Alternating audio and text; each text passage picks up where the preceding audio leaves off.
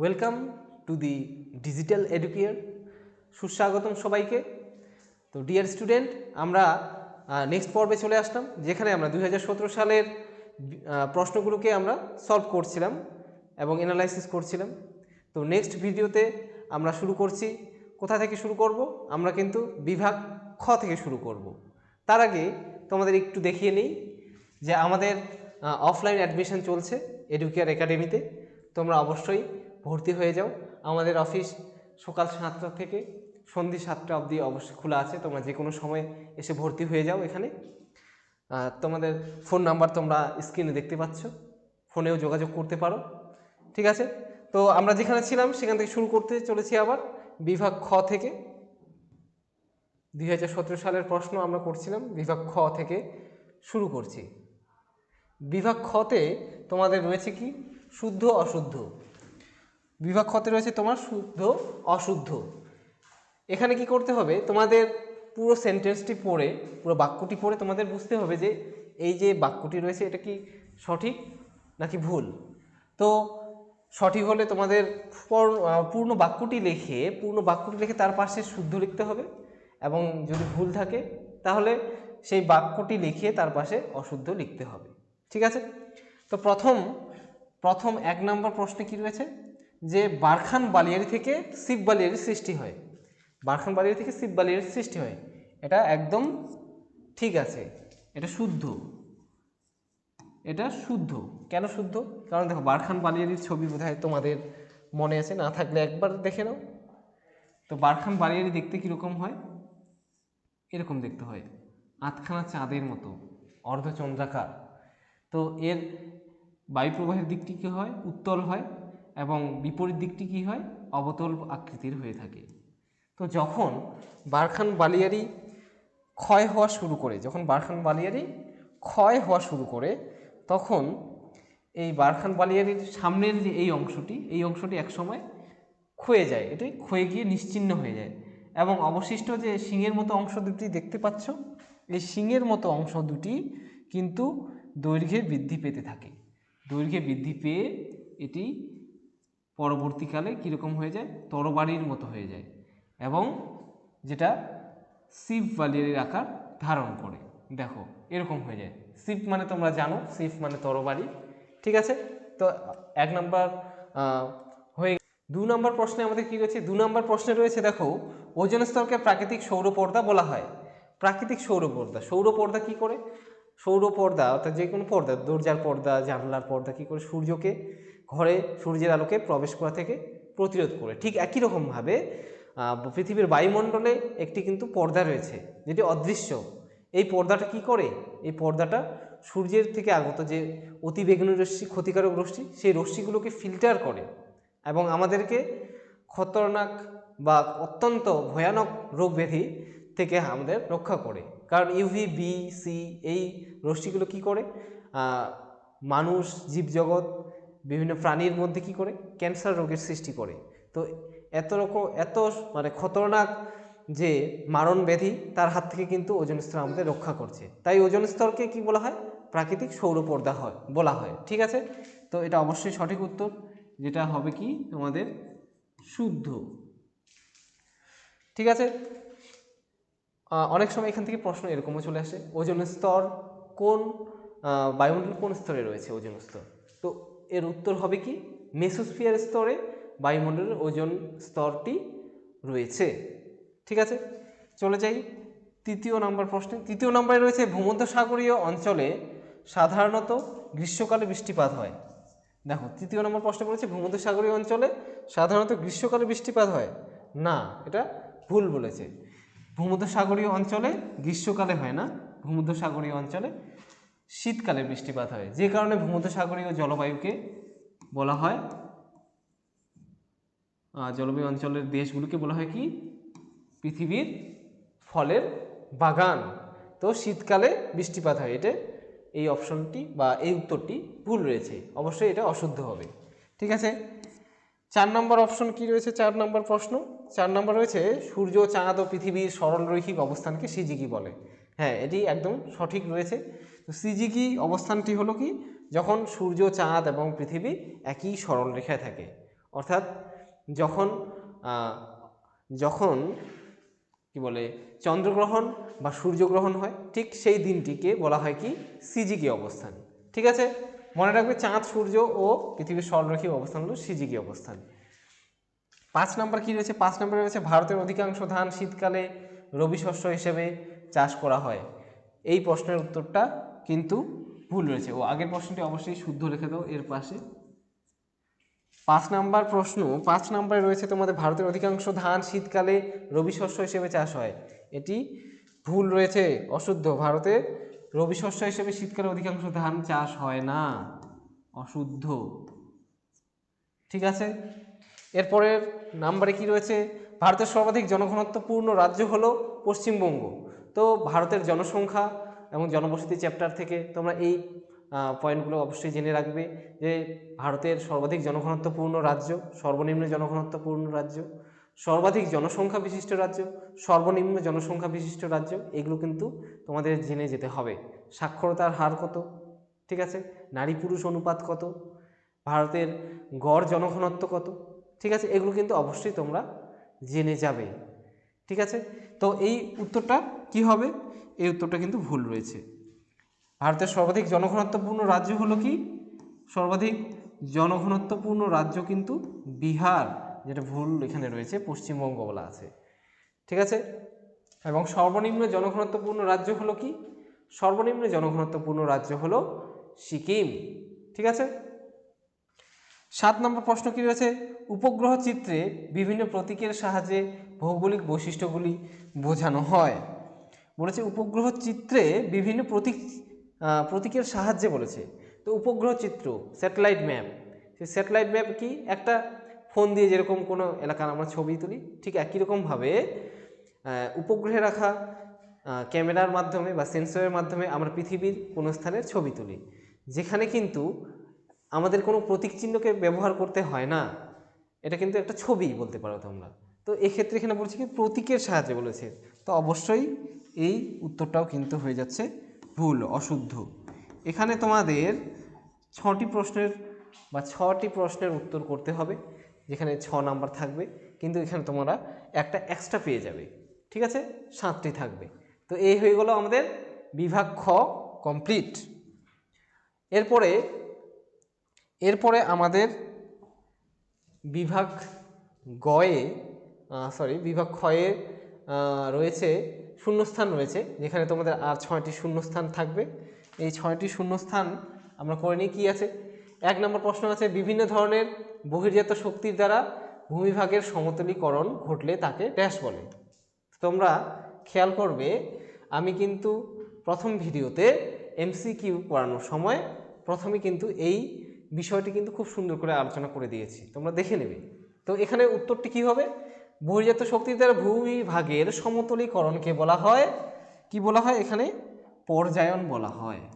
উত্তরটি হবে পর্যায়ন। আর পর্যায়ন কাকে বলা হয়? আরোহণ আর অবরোহণের সম্মিলিত ফলে যখন কোনো একটি স্থানে সমতলীকরণ হয় তাকে বলা হয় পর্যায়ন। ঠিক আছে, 2 নম্বর দেখি কি আছে? হিমবাহ ও জলধারা বাহিত নুড়ি, বালি, কাঁকর ইত্যাদি সঞ্চিত হয়ে দীর্ঘ সংকীর্ণ আঁকাবাঁকা শৈলশিরার মতো যে ভূমিরূপ তৈরি হয় তাকে কি বলা হয়? তাকে বলা হয় এস্কার। এটা কীরকম হয়? যখন পাহাড় থেকে নিচের দিকে হিমবাহ নামতে থাকে এবং তার সঙ্গে বাহিত হয়ে আসা নুড়ি, বালি, কাঁকর এগুলো অনেকটা শৈলশিরার মতো বা পাহাড়ের শিখরের মতো করে সঞ্চিত হয়ে থাকে, একে এস্কার বলা হয়। 3 নম্বর আছে কি? কোনো স্থানে, এখানে একটু মিস্টেক আছে, এটা উষ্ণতা হবে। ঠিক আছে, এটা তোমরা ঠিক করে নিবে, এটা উষ্ণতা হবে। পাহাড়ে কোনো স্থানের উষ্ণতা বৃষ্টিপাত লেখচিত্রে উষ্ণতার রেখাটি, এখানে একটু মিস্টেক হয়ে গেছে, এখানে হবে উষ্ণতার রেখাটি বৎসরের মধ্যভাগে নিম্নমুখী হলে স্থানটি কোন গোলার্ধে অবস্থিত? দেখো উষ্ণতার রেখা বলেছে, তো উষ্ণতার রেখা বছরের মধ্যভাগ কোন সময়টা? জুন জুলাই মাস। তো জুন জুলাই মাসে আমাদের এখানে কি থাকে? জুন জুলাই মাসে আমাদের এখানে গ্রীষ্মকাল থাকে। ঠিক আছে, ওই সময় বৃষ্টিপাত শুরু হয়। তো আমাদের এখানে যদি গ্রীষ্মকাল থাকে তাহলে কি উষ্ণতার গ্রাফ কি নিচে নামবে? নামবে না। কখন নামে? এই যে ডিসেম্বর জানুয়ারি মাস নাগাদ উষ্ণতার রেখা কিন্তু নেমে যায়। তো এখানে ঠিক তার অপোজিট বলেছে, তাই না? তো আমরা যদি উত্তর গোলার্ধে বাস করি তাহলে স্থানটি কোন গোলার্ধে হবে? বলেছে জুন জুলাই মাসে উষ্ণতার রেখাটি মধ্যভাগে নিম্নমুখী হয়, তাহলে স্থানটি অবশ্যই কোন গোলার্ধে অবস্থিত? এটা দক্ষিণ গোলার্ধে কিন্তু অবস্থিত। উত্তর হয়ে যাবে কি? উত্তর হয়ে যাবে দক্ষিণ গোলার্ধ। ঠিক আছে। 4 নম্বর প্রশ্ন কি রয়েছে? পৃথিবীর ড্যাশ বলের প্রভাবে গৌণ জোয়ার সৃষ্টি হয়? পৃথিবীর কোন বলের প্রভাবে গৌণ জোয়ার সৃষ্টি হয়? জোয়ার ভাটা, বা এটা বায়ুমণ্ডল চ্যাপ্টার থেকে আছে। তো পৃথিবীর যে কেন্দ্রাতিক বল আছে, কেন্দ্রাতিক বলের প্রভাবে গৌণ জোয়ারের সৃষ্টি হয়। ঠিক আছে। আর মুখ্য জোয়ার সৃষ্টি হয় চাঁদের আকর্ষণে। ঠিক আছে। আর গৌণ জোয়ার সৃষ্টি হয় কেন্দ্রাতিক বলের কারণে, কারণ পৃথিবী যে ঘুরছে, পৃথিবীর যে আবর্তন গতি, এই আবর্তন গতির জন্য কি পৃথিবীর কেন্দ্র থেকে বাইরের দিকে কোনো বস্তু ছিটকে যাওয়ার একটা প্রবণতা থাকে। তার জন্য কি হয়, জল যেহেতু বাধাহীন, জল বায়ু এগুলো পৃথিবী থেকে ছিটকে যাওয়ার চেষ্টা করে, আর তখন সৃষ্টি হয় কি গৌণ জোয়ারের। ঠিক আছে। 5 নম্বর প্রশ্ন দেখো কি আছে। 5 নম্বর প্রশ্ন রয়েছে শীত তাপ নিয়ন্ত্রক যন্ত্র অর্থাৎ এসি এয়ার কন্ডিশনার ব্যবহার ফলে বায়ুমণ্ডলে ড্যাশ গ্যাস নির্গত হয়। সবাই জানো এয়ার কন্ডিশনারে বাতাসকে ঠান্ডা করার জন্য ব্যবহার করা হয় কি গ্যাস? সিএফসি গ্যাস নির্গত হয়। ঠিক আছে। এবার চলে যাই পরের প্রশ্নে। পরের প্রশ্নে কি রয়েছে? পরের প্রশ্নে রয়েছে দেখো, দেবপ্রয়াগে ভাগীরথী ও ড্যাশ নদীর মিলনে গঙ্গা নদীর সৃষ্টি হয়েছে। এটা সঠিক উত্তর কি হবে? এটা উত্তর হবে অলকানন্দা। ভাগীরথী ও অলকানন্দা নদীর মিলনে কিন্তু গঙ্গা নদীর সৃষ্টি হয়েছে। কোথায় মিলিত হয়েছে? দেবপ্রয়াগে। ঠিক আছে। 7 নম্বর প্রশ্ন কি রয়েছে? ড্যাশ শহরকে দক্ষিণ ভারতের ম্যানচেস্টার বলা হয়। খুব সহজ। কোয়েম্বাটোরকে দক্ষিণ ভারতের ম্যানচেস্টার বলা হয়। কোয়েম্বাটোর খুব ইম্পর্টেন্ট প্রশ্ন, খুব ইম্পর্টেন্ট প্রশ্ন। কোয়েম্বাটোর শহরকে দক্ষিণ ভারতের ম্যানচেস্টার বলা হয়। এটা কিন্তু এমসিকিউতেও থাকতে পারে, এসিকিউতেও থাকতে পারে, শূন্য স্থানেও তো চলেই আসছে, দেখতে পাচ্ছ। ঠিক আছে। এরপরে আমরা দেখে নিই, এরপরে কি রয়েছে। এরপরে দেখো তোমরা, এরপরে রয়েছে কি একটি বা দুটি শব্দে উত্তর দাও। তোমরা মাধ্যমিকে খুব ভালো করে দেখলে লক্ষ্য করবে 36টা প্রশ্ন, অর্থাৎ 36 নাম্বার কিন্তু তোমাদের শর্ট রয়েছে। এই 36 নাম্বার কিন্তু তোমাদের রেজাল্টে কি অন্য জায়গায় পৌঁছে দেবে। ঠিক আছে। ভূগোলে ভালো নাম্বার পেতে হলে কিন্তু এখানে তোমাদের ভালো স্কোর করতেই হবে। আর ভালো স্কোর করার জন্য অবশ্যই কিন্তু তোমাদের এই ভিডিওগুলোকে প্রথম থেকে শেষ অবধি খুব মনোযোগ সহকারে দেখতে হবে। ঠিক আছে। তো চলে আসি, এখানে কি রয়েছে? একটি বা দুটি শব্দে উত্তর দাও, যে কোনো 6টি। এখানেও তোমাদের কিন্তু বেশি প্রশ্ন থাকছে। দেখো দুটি বেশি প্রশ্ন থাকছে, 8টি থাকছে, এখান থেকে দিতে হবে 6টি। 1 নম্বর কি রয়েছে? যে উচ্চভূমি দুটি নদী ব্যবস্থাকে পৃথক করে তার নাম লেখো। তো যে উচ্চভূমি দুটি নদী ব্যবস্থাকে পৃথক করে তাকে কি বলা হয়? তাকে বলা হয় জল বিভাজিকা। অর্থাৎ একটা পাহাড় যদি থাকে বা একটা উঁচু জায়গা যদি থাকে, সেখানে বৃষ্টিপাত হলে কি হবে? সেই বৃষ্টির জল একই দিকে নিশ্চয়ই প্রবাহিত হবে না, আলাদা আলাদা ডিরেকশনে প্রবাহিত হবে। তো সেই উচ্চভূমিটাকে, যেহেতু জলটাকে, উচ্চভূমিটা বা পাহাড় বা উঁচু জায়গাটি যেহেতু জলের প্রবাহকে, দুটো নদী ব্যবস্থাকে আলাদা করে দিচ্ছে, তাই তাকে বলা হয় জল বিভাজিকা। 2 নম্বর প্রশ্ন রয়েছে সম্পৃক্ত বায়ুর আপেক্ষিক আর্দ্রতা কত? সম্পৃক্ত অর্থাৎ পরিপূর্ণ, ওখানে আর কোনো কিছু, কিন্তু ওখানে কোনো কিছু আর বাদ থাকছে না। সম্পৃক্ত, ওখানে আর জল ধারণ ক্ষমতা থাকছে না সেই বায়ু। এক্ষেত্রে আপেক্ষিক আর্দ্রতা কত হবে? মনে রাখবে, এক্ষেত্রে আপেক্ষিক আর্দ্রতা হবে তোমাদের 100%। 100% আপেক্ষিক আর্দ্রতা থাকবে। ওখানে আর জল ধারণ করার, জলীয় বাষ্প ধারণ করার একটুও ক্ষমতা নেই। একদম সেই বাতাসটা কিন্তু পরিপৃক্ত, সম্পৃক্ত। ঠিক আছে। 3 নম্বর প্রশ্ন হচ্ছে ক্রান্তীয় সমুদ্রে কোন ধরনের সমুদ্রস্রোত সৃষ্টি হয়? ক্রান্তীয় সমুদ্রে, তো ক্রান্তীয় অঞ্চল, আমরা ক্রান্তীয় অঞ্চলে বাস করি, এখানে টেম্পারেচার সবসময় বেশি থাকে সারা বছর। তো ক্রান্তীয় অঞ্চলে সমুদ্রের সৃষ্টি হবে কী ধরনের স্রোত? এখানে কিন্তু উষ্ণ স্রোত সৃষ্টি হবে, উষ্ণ স্রোত। বা উষ্ণ সমুদ্র স্রোতও বলতে পারো। ঠিক আছে। 4 নম্বর প্রশ্ন, প্লাস্টিক কোন ধরনের বর্জ্য? খুব সোজা। বর্তমান আধুনিক যুগে কিন্তু আমরা খুব এই প্লাস্টিক কিনে খুব সমস্যায় আছি। এই প্লাস্টিক কি পচনশীল? না, প্লাস্টিক পচনশীল নয়। তাহলে কি হবে? উত্তরটা খুব সহজ, যে জৈব অভঙ্গুর, জৈব অভঙ্গুর বা জৈব অবিশ্লেষ্যও বলতে পারো। ঠিক আছে, হয়ে গেল 4 নম্বর প্রশ্ন। 5 নম্বর প্রশ্ন রয়েছে, ভারতের সর্বোচ্চ গিরিপথ কোনটি? সর্বোচ্চ ভারতে কিন্তু রয়েছে হিমালয় পর্বত। হিমালয় পর্বত জানো তোমরা পৃথিবীর মধ্যে উচ্চতম পর্বত এখানে। তো হিমালয় পর্বতে আমাদের জম্মু, শ্রীনগর, লাদাখ যে রয়েছে সেখানে কিন্তু মোটরেবল রাস্তা অর্থাৎ সড়কপথ কিন্তু রয়েছে। এর মধ্যে উচ্চতম হলো কি, পৃথিবীর মধ্যে উচ্চতম রয়েছে কিন্তু আমাদের দেশেই, যার নাম কি? খারদুংলা, খারদুংলা, খারদুংলা গিরিপথ। এটি কিন্তু সর্বোচ্চ পথ। ঠিক আছে। এরপর রয়েছে কি, পৃথিবীর বৃহত্তম ম্যানগ্রোভ অরণ্য কোথায় অবস্থিত? পৃথিবীর বৃহত্তম ম্যানগ্রোভ কোথায় আছে? আমাদের ভারতে, আমাদের রাজ্যেই রয়েছে সুন্দরবন। তোমরা এটি খুব ভালো করেই জানো। সুন্দরবনে কি রয়েছে? সুন্দরবনে কিন্তু রয়্যাল বেঙ্গল টাইগার রয়েছে, আমাদের জাতীয় পশু। ঠিক আছে। 7 নম্বর, ভারতের কোন মৃত্তিকা কার্পাস চাষের পক্ষে আদর্শ? খুব সহজ। কার্পাস চাষ কোথায় হয়? দক্ষিণ ভারতে, দাক্ষিণাত্যে অর্থাৎ মহারাষ্ট্রে মেনলি হয়। তো এখানে কি ধরনের মাটি দেখা যায়? এখানে কিন্তু কৃষ্ণ মৃত্তিকা দেখা যায়, কালো মাটিটা কি ধরনের হয়? কালো। তো এই কৃষ্ণ মৃত্তিকাতেই কিন্তু কার্পাস চাষ ভালো হয়। এই কৃষ্ণ মৃত্তিকাকে আবার কি বলা হয়? একে কিন্তু রেগুরও বলা হয়, রেগুর, মনে রাখবে, এটা ওখানকার লোকাল ল্যাঙ্গুয়েজ। এরপরে কি রয়েছে, কোন সড়ক পথের মাধ্যমে দিল্লি, মুম্বাই, চেন্নাই, কলকাতা যুক্ত হয়েছে? দিল্লি, মুম্বাই, কলকাতাকে যুক্তকারী সড়ক পথ। এটা আমাদের অন্যতম একটি প্রকল্প বলতে পারো আমাদের দেশের, যেখানে কি এই 4টি বৃহৎ যে মেট্রোপলিটন শহর আছে, এই 4টি শহরকে দ্রুতগামী সড়কপথ দ্বারা যুক্ত করার প্রকল্প নেওয়া হয়েছিল, যেটি ইতিমধ্যেই সম্পূর্ণ হয়ে গেছে। তো এই প্রকল্পটির নাম কি? এই প্রকল্পটির নাম কিন্তু সোনালী চতুর্ভুজ।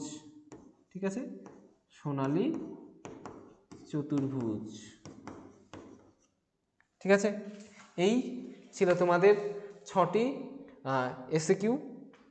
এরপরে তোমাদের কি রয়েছে? এরপরে দেখো তোমাদের রয়েছে ডান দিক, বাম দিক। এখানে কিন্তু থাকবে তোমাদের 4টে অপশন, 4 নাম্বার। খুব সহজ, খুবই সহজ, এটা সবাই তোমরা করে আসতে পারবে। এটা সঠিকভাবে করার আমি পদ্ধতিও বলছি। অনেকে তোমরা খাতায় যেভাবে করো, যে ভুলটা করে থাকো, তোমরা কি করো, এভাবে কানেক্ট করো। এভাবে তোমরা কি করো, ডাইরেক্ট এখান থেকে তোমরা এভাবেই ছকটাকে খাতায় তুলে এখানে কানেক্ট করতে থাকো, এরকম করে, এরকম করে কানেক্ট করতে থাকো তোমরা। ঠিক আছে, এটা কিন্তু একদম ভুল পদ্ধতি। ঠিক আছে, এটা কিন্তু একদম ভুল পদ্ধতি, এরকম কখনোই করবে না। তোমাদের কি করতে হবে, তোমরা প্রশ্ন থেকে একবারেই মানে দেখে তোমরা সঠিক উত্তরটি পাশাপাশি সাজিয়ে লিখবে। ঠিক আছে, করে দিচ্ছি আমি এখানে একটু। তো ইসরো, ইসরো কি? ইসরো তোমরা জানো, ইন্ডিয়ান স্পেস রিসার্চ অর্গানাইজেশন, এটা ফুল ফর্ম আসে। এটা কোথায় অবস্থিত? এটা এটা আছে বেঙ্গালুরুতে অবস্থিত। ঠিক আছে, আর এটা অ্যাকচুয়ালি কি আমাদের, এটা হলো আমাদের রকেট উৎক্ষেপণ কেন্দ্র। তাহলে অপশান সি হয়ে যাবে কি আমাদের 1 নম্বর। ঠিক আছে, এরপরে দেখো অপশান বিতে কি রয়েছে। অপশান বিতে, সরি, আমাদের 2 নম্বরে কি রয়েছে? ভেম্বানাথ। ভেম্বানাথ কি? ভেম্বানাথ হলো কোয়াল বা হ্রদ বলতে পারো। এই ভেম্বানাথ বা কোয়াল যে রয়েছে, এই জিনিসটা কোথায় রয়েছে? এটা কিন্তু কেরালায়, ওখানেই কিন্তু প্রচলিত, ওখানে কোয়াল শব্দটি প্রচলিত। ওরা হ্রদ বলে না, ওখানকার ভাষায় হ্রদকে বলা হয় কোয়াল। তো ভেম্বানাথ হলো কি, কোথায় অবস্থিত? না, কেরালায় অবস্থিত। ঠিক আছে, এটা হয়ে যাবে 2 নাম্বার। আঁধি, আঁধি কি? আমরা এখানে দেখলাম যে আঁধি সব, এই যে আঁধি, এটা কিন্তু এমসিকিউতেও দেখেছি আমরা। তো এখানে আরও একবার চলে এসছে, তো বুঝতেই পারছো কি হবে, এটা রাজস্থান হবে, রাজস্থান হবে। রাজস্থানে আঁধি দেখা যায়, এটা হলো ধুলির ঝড়। আর লাস্ট থাকলো কি 4 নম্বর, কান্ডালা। কান্ডালা একটা কি? কান্ডালা একটি বন্দর, যেটা গুজরাটে আছে। তো কান্ডালা হলো ভারতের একটি শুল্কমুক্ত বন্দর। এখানে কোনো বিদেশি জাহাজ, মালপত্র ওঠানামার জন্য কোনো ট্যাক্স পে করতে হয় না। এটা একটি শুল্কমুক্ত বন্দর। কেন? কারণ ভারতের বাণিজ্যকে প্রসারণ করার জন্য এই সুবিধাটা কিন্তু সরকার তাদেরকে প্রদান করে থাকে। ঠিক আছে, তো এরপরে কি রয়েছে? এরপরে দেখো তোমাদের বিভাগ গ রয়েছে, যেখানে 2 নম্বরের প্রশ্ন রয়েছে। এখানে কিন্তু 2 নম্বরের 6টি প্রশ্নের উত্তর করতে হবে, বিকল্প প্রশ্নও থাকবে, যেখানে তোমাদের 12 নম্বর রয়েছে। ঠিক আছে, তো এই ছিল তোমাদের শর্ট প্রশ্ন, এবং বিভাগ গ থেকে কিন্তু শুরু হয়ে যাচ্ছে তোমাদের একটু অ্যান্সার টাইপ একটু লিখতে হবে। এখানে তোমাদের 2-3 লাইনে অ্যান্সার করতে হবে। ঠিক আছে, তো এগুলো নিয়ে পরবর্তীতে আরও নেক্সট ভিডিওতে একটু আলোচনা হবে। তো আজকে এই পর্যন্তই থাকছে। সবার জন্য অনেক শুভকামনা থাকলো। সবাই তোমরা মাধ্যমিক পরীক্ষা খুব ভালো করে দাও, এবং অবশ্যই তোমরা এই ক্লাসগুলিকে ফলো করো। তোমাদের অনেক অনেক উন্নতি হবে, তোমাদের ভবিষ্যতে কিন্তু অনেক কাজে লাগবে, তোমাদের পরীক্ষায় কিন্তু অনেক অনেক সুবিধা করে দেবে। তো ফলো করতে থাকো দ্য ডিজিটাল এডুকেয়ারকে। Please share, subscribe and comment. বন্ধু বান্ধবদেরকে দেখার সুযোগ করে দাও। দেখা হচ্ছে নেক্সট ভিডিওতে নতুন এপিসোড নিয়ে।